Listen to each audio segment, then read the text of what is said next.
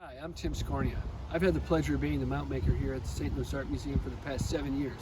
I'd love to show you around. Come follow me.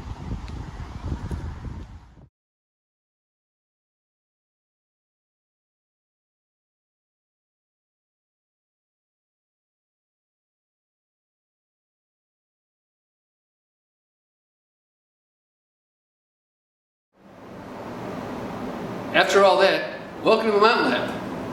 Since I'm the only mount maker here at the St. Louis Art Museum, I'm going to go ahead and take this down so you can see my wonderful face.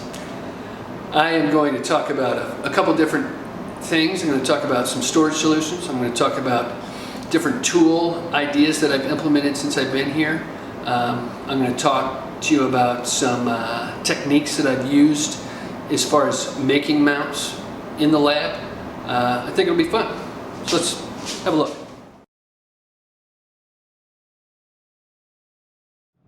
This is my clean space.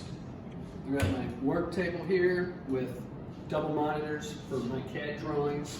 I've got storage, jeweler's table, more chemical storage, large work table for mounts for larger objects. A couple mounts here. I've got more storage up here, shear. I've got a mobile cabinet for art storage itself, for objects. I keep all my brass out here. I keep it in the clean space away from the steel and away from all that debris so I don't get cross-contamination. One of the first things I did was implement this helmet so that it's just a safer helmet. It's self-exhaust helmet. This is the steel room. So this is my steel shop. Got a soldering station here. This is all my welding area, plasma cutting, Anvil. And then this is my finishing area over here. Got your sandblast cabinet, drill. You got a micro mill. And then I'd like to just kind of break it down segment by segment. We're going to start with the TIG. So the Dynasty 350 is the TIG welder that I have in here. It's a great tool. It can do more than I would ever need here. It's great for when I have to stick weld and I can pump it up all the way. For the most part, when I'm TIG welding, I only go max at about 200 amps. But it does have quite a lot of features. Mostly I weld on a pulse setting because I'm mostly doing mild steel. The pulser is great for mild steel. The type of torch I like to use a W250. It's a great little torch. It's kind of like a mid-range torch, and you get up to about 200 amps with this thing. I like to use a gas lens. Gas lens gives me a nice, steady, even purge on the metal, and I really like this torch. It makes it so that because this machine can put out a lot of amperage, but with this little torch I can weld at about 4 amps. That can weld like 30 gauge steel, which is like hair follicle thickness. So it's pretty exceptional little torch. And then with that, I always use an aluminum plate as a heat sink. I don't weld directly on my steel table, mainly because I don't want to fuse to my steel. So I always use a sacrificial metal, which I prefer aluminum. Some people use copper. I like aluminum. One thing I'd like to talk about is this cool gel. For mount makers, this is magic. If you ever have to rework a mount, take it out of the gallery, and you need to rebend something, or it just needs a little tweak here or there, and without having to sandblast all the paint off, this stuff, you spray it on. Okay, you're gonna want to remove it with like denatured alcohol after the fact, but you spray this stuff on and it'll absorb that heat within the gel, and then you can wipe that gel off. And it's not harmful for you. I mean, I wouldn't drink the stuff, but it's a good little product. And then I'd like to talk about this tungsten that I like to use. So I'll have my wonderful wife and assistant help me out. So what I prefer to use is lanthanated tungsten. Lanthanated, to me, really is ideal.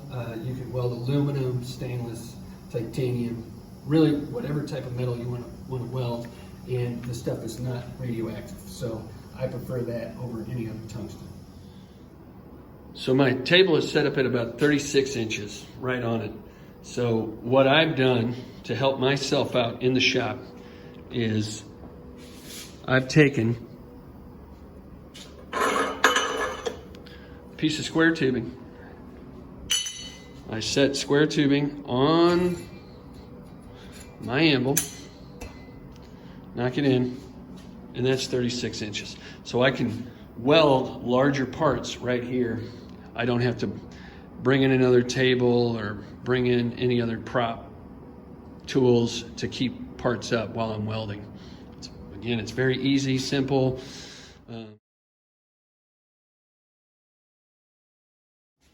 All right, so this is my little annealing furnace that I built. It's just out of leftover fire brick, fairly inexpensive. It was all sitting around just waiting. These are the inserts that I'm talking about, just steel inserts. For me, when I use steel inserts for larger mounts, I have to anneal them. If I'm making them out of aluminum, I don't have to do that, or if I'm making them out of brass. But for this purpose in particular, I have to anneal them. So I built this little bitty furnace so that I could soften parts. It also works on smaller mounts as well. But it gets me to a pretty even heat. So I'm going to show you how it works, and that's it. I just slide this in through that little sleeve.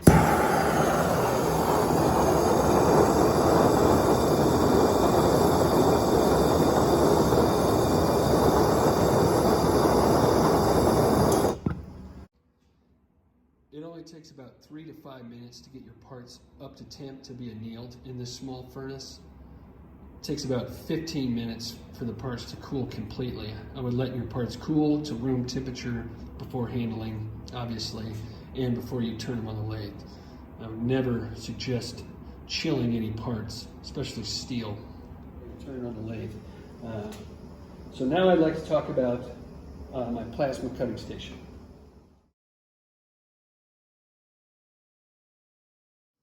Here's my plasma cutting station. I made it so it anchors to the wall, and it's on a hinge. So if I need to at any time, I can always kick these legs out, slide it down, and then I can do larger parts.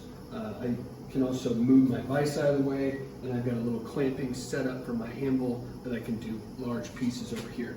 But I have my exhaust hood right over it, so I can exhaust all the fumes. My little plasma. And this thing can cut up to 3/8 steel, so it's pretty good for such a small machine. And then my air, I can just hook up directly, so I don't have to keep it connected at all times. And then with that, over here, since this is kind of my cutting area, I have all my my angle grinders all mounted. So I built this little mount system. So all these little flanges, I turned this little piece on the lathe, right? And then made these little flanges and milled them out. So then you can slide these in and out. If you don't need them, you don't need them, but you can put them in and then they'll hold your grinder in place, and then everything's tucked out of the way. And then you got all your abrasives up top. So it just keeps everything organized, clean, out of the way, but then at least I have everything very accessible at any time. So now I'll talk about the Anvil. So underneath my plasma table, I keep my swag block if I need to do any doming, shaping for contours. So I don't use it very often. I usually keep a steel plate on top of it so that I don't get sparks and slag inside of it and I don't have to clean it. But I keep it underneath here in case I ever need it.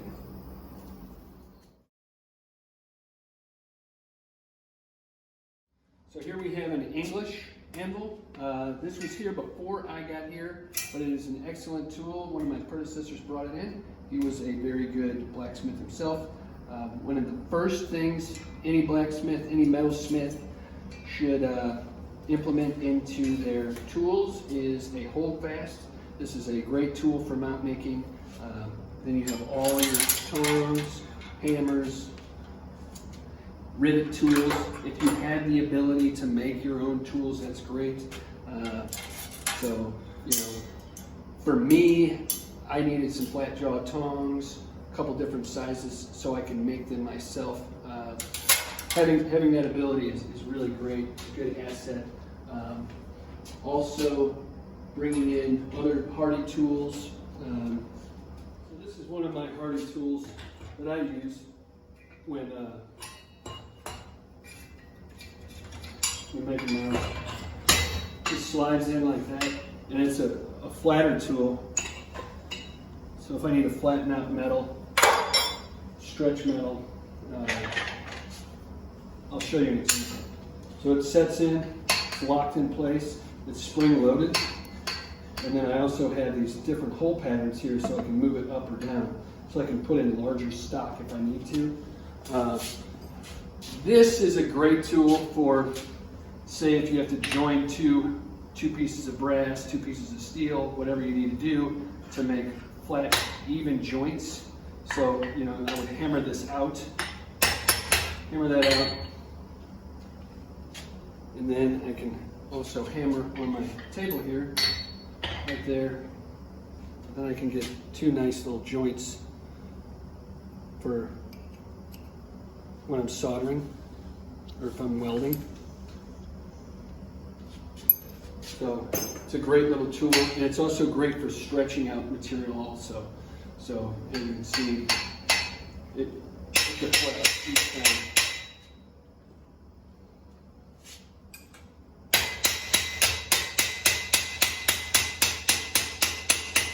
So it's basically for stretching steel, stretching brass.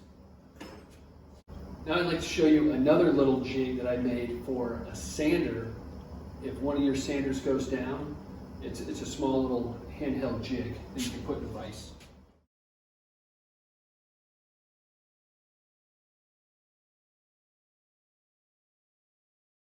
So from here, it's just a flange that's welded to a flat plate, and then all I did, I just cut, I just cut with the bandsaw. I cut out in the middle, drilled a hole, cut out in the middle, re-welded the seam. That was it. Put some blue tape on top. Now it's a flat little deck. Clamp it in, plug it, you're ready to go. And then it really helps out if you need to do a lot of tungsten grinding, or if one of your sanders is down. This is an excellent tool. Or if you just you got a small shop and you can't fit a sander in your shop, this is a great little jig to help you out. So here is another little jig that I made. It's a wall hanging clip from the wall for 2D work. So it slides inside of this little box. It's got welded sides, fusion welds, and then from the bottom I can do a fusion weld underneath, and that's it. With this little jig, I can make about 50 wall hanging clips in an hour, and this little component here will slide back, and I can put in larger, smaller clips if needed.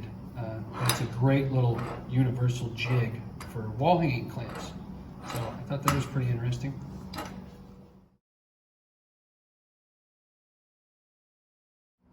So here we are over at a sander, my ball door. This guy's great. He's got scotch pad on one side for buffing. So I use this primarily only on mounts. This I only use for tungsten and sanding drill bits. That is it. It's really just my tungsten side. You don't really want to use a buffing wheel on tungsten itself. You want to have those granulars for your electrode to be able to pass through. So buffing them out is not ideal. And with that, I thought it could be important to show you how to sharpen a drill bit. So what I do is I set my pitch to about 60 degrees. I set my table to 60 degrees, and then I write a line on the said table at 60 degrees.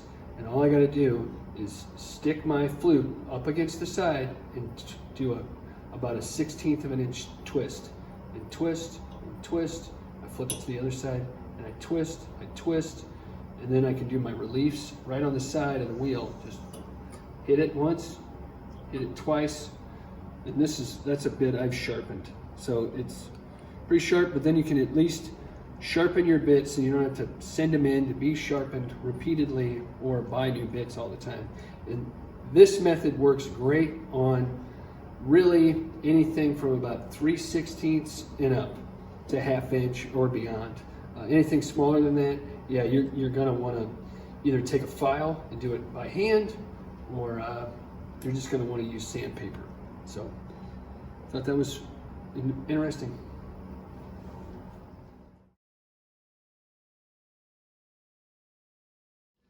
So this is my little Grizzly 4-inch micro lathe. Pretty small, but they can turn out some work. So here is some inserts. Here's a brass insert.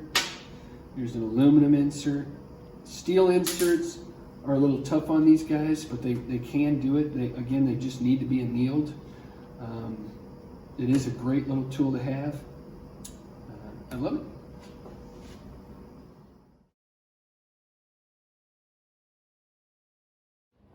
Again, I build a lot of storage brackets. This holds all my hardy hole tools. So I just got a bunch of different hardy tools, as well as I built this other bracket that holds all my clamps, keeps them up out of the way. So here's some more storage solutions for you. Keep all my jeweler's pliers and my taps.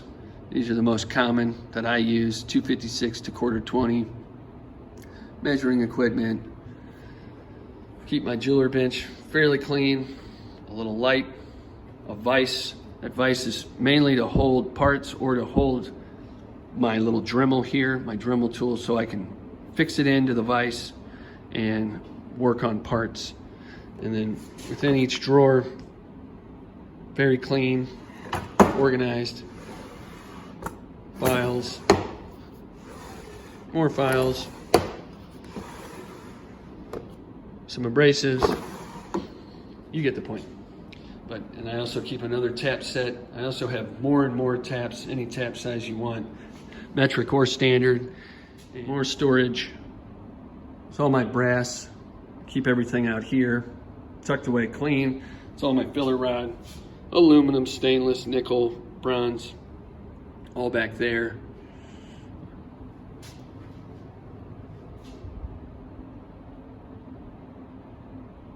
Again, that's all off-fall, leftover material. More brass.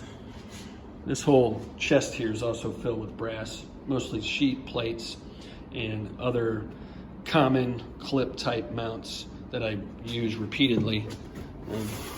You see, I make all of our hanging clips too for textile, and I just make a variety of them, keep them all ready.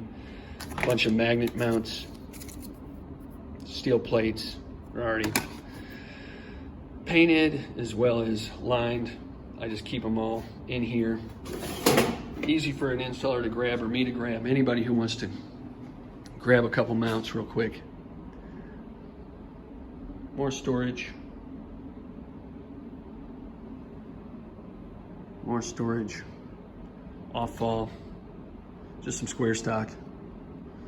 I don't use a whole lot of square stock anymore.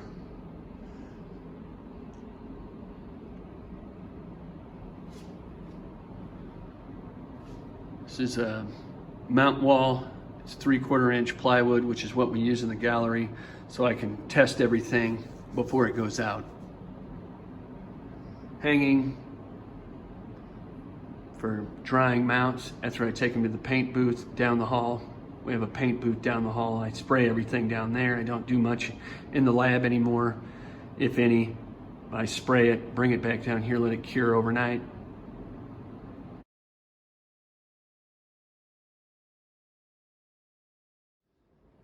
So here's a sculpture of Othello. It is a stone and bronze bust. And this piece will receive a mount in the near future, coming up later this year. I just wanted to show you all what the process is for making a mount here at the St. Louis Art Museum from start to finish. So It starts with an idea. That idea is talked about with conservation, curatorial, and design. And from that, I create a drawing of the mount in its entirety with all its components so that everyone can see exactly what's going to happen. Then, after that mount is carried out and everything is successful, I then take that drawing and all the images of the mounts themselves and I store them in TMS for future mount makers. If the object is to go out on loan, it just simplifies it for everyone involved and creates documentation, which is very important, I think, for our field going forward. So.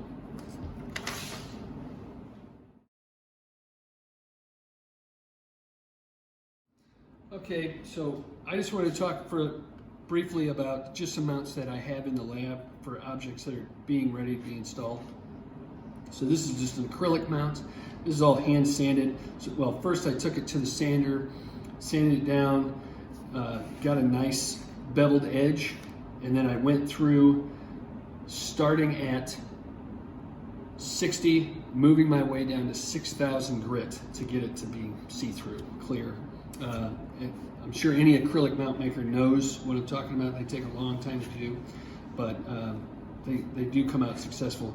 So this is an insert, a deck insert that is flipped upside down, and then I can adjust each side.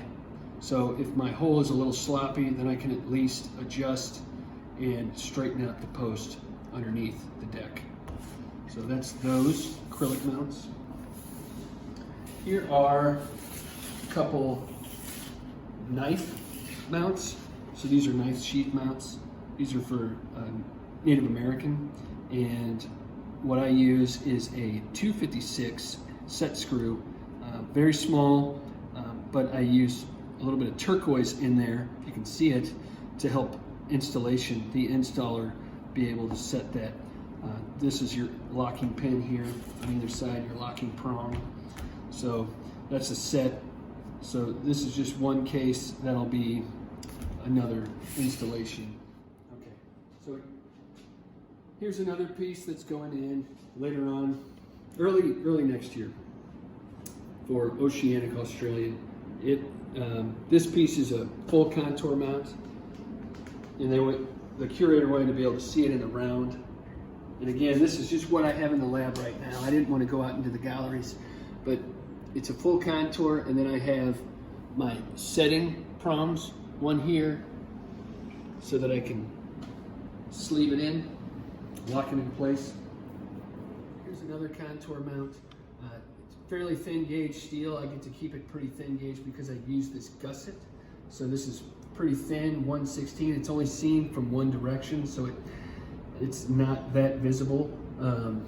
But with this, what helps with the plasma cutter is I can go in and build my template with cardboard, trace it right up to the object, transfer that over into steel, and just zip that out with the plasma cutter, tie in with another 1/16 thickness plate, steel sheet, and tack weld in, hammer it down, and then that gets me flush up to the object itself, so I have a wider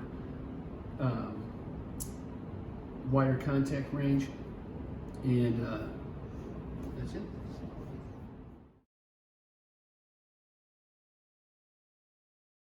All right, so next I wanted to talk about a couple of these prototypes.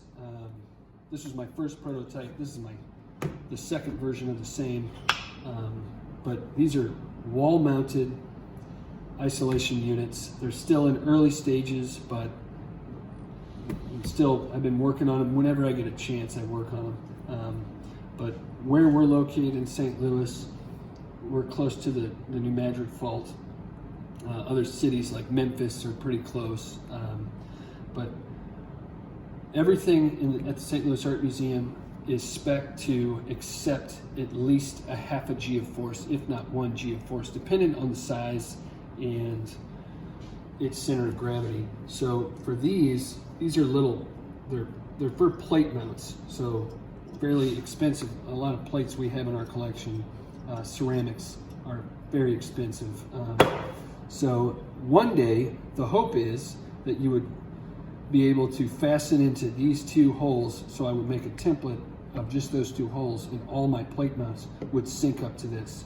If I could get that down, sandwich this in to even lose another 1/4 of an inch, it would be much more promising, because right now I have to raise it. Right now it sits at about a 1/2 of an inch, which is sits a little too far away from the wall for me. And also the dampening system, it's rated, and I've checked it time and time again, and its deflection and its kickback is pretty decent, but it still needs some more work. Once it gets to maybe its 3rd stage, where I have the inner cylinder inverted inside or inset inside of the aluminum, I would probably send it out to another engineer to try and finish it up. But that I thought was pretty cool. Whenever I get a chance, this was the first one. You can see what it's doing. It's 2 springs that work against each other. That was the first one, just to kind of show to scale. And then this is my second one. So I hope you all enjoyed your stay at the St. Louis Art Museum. My email is timothy.skornia, S-K-O-R-N-I-A, @slam.org. And I hope to see you all in St. Louis at some point in the future. Stop by the museum at any time, go to the desk, ask for Tim Skornia. I'd be happy to show you around, show you some mounts, some of the other procedures that we go through, and have a good time. Also, wear your mask, be safe out there, people. Mount up.